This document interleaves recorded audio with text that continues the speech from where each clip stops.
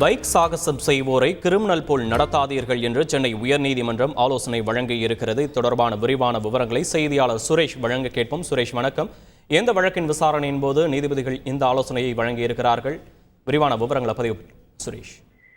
வணக்கம். சென்னை ராதாகிருஷ்ணன் சாலையில் இருசக்கர வாகனங்களை அதிவேகமாக இயக்கி சாகசங்களில் ஈடுபட்டு மற்ற வாகன ஓட்டிகளுக்கு அச்சுறுத்தல் ஏற்படுத்தியதாக பதிவு செய்யப்பட்ட வழக்கை ரத்து செய்ய வேண்டும் என்ற கோரிக்கையுடன் முகமது ஆசிக், முகமது சாதிக் ஆகிய 2 பேர் சென்னை உயர்நீதிமன்றத்தில் மனு தாக்கல் செய்திருந்தார்கள். இந்த மனுக்கள் நீதிபதி ஆனந்த் வெங்கடேஷ் முன்பு இன்றைக்கு விசாரணைக்கு வந்தபோது சென்னையில் முக்கிய சாலைகளில் பைக் சாகசங்களை தடுக்க எடுத்து வரக்கூடிய நடவடிக்கைகளையும் பள்ளி கல்லூரி மாணவர்கள் மத்தியில் விழிப்புணர்வை ஏற்படுத்த மேற்கொண்டு வரும் நடவடிக்கைகளையும் பட்டியலிட்டு காவல்துறை தரப்பில் அறிக்கை தாக்கல் செய்யப்பட்டது.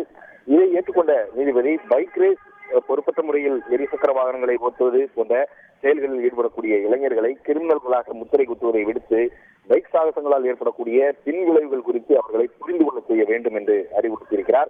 இந்த இளைஞர்கள் பைக் சாகசங்களில் ஈடுபட தடுக்கும் வகையில் அவர்களை சீர்திருத்துவதற்கான நடவடிக்கைகளை எடுக்க வேண்டும் என்று நீதிபதி யோசனை தெரிவித்திருக்கிறார். எதிர்காலத்தில் இதுபோன்ற வழக்குகளை கையாள்வதற்காக தேவையான நடைமுறையை உருவாக்க வேண்டும் என்று தெரிவித்த நீதிபதி இந்த வழக்கின் விசாரணையை ஏப்ரல் 24ஆம் தேதிக்கு தள்ளி வைத்திருக்கிறார். விவரங்களுக்கு நன்றி சுரேஷ். செய்திகளை உடனுக்குடன் தெரிந்து கொள்ள உடனே சப்ஸ்கிரைப் பண்ணுங்க.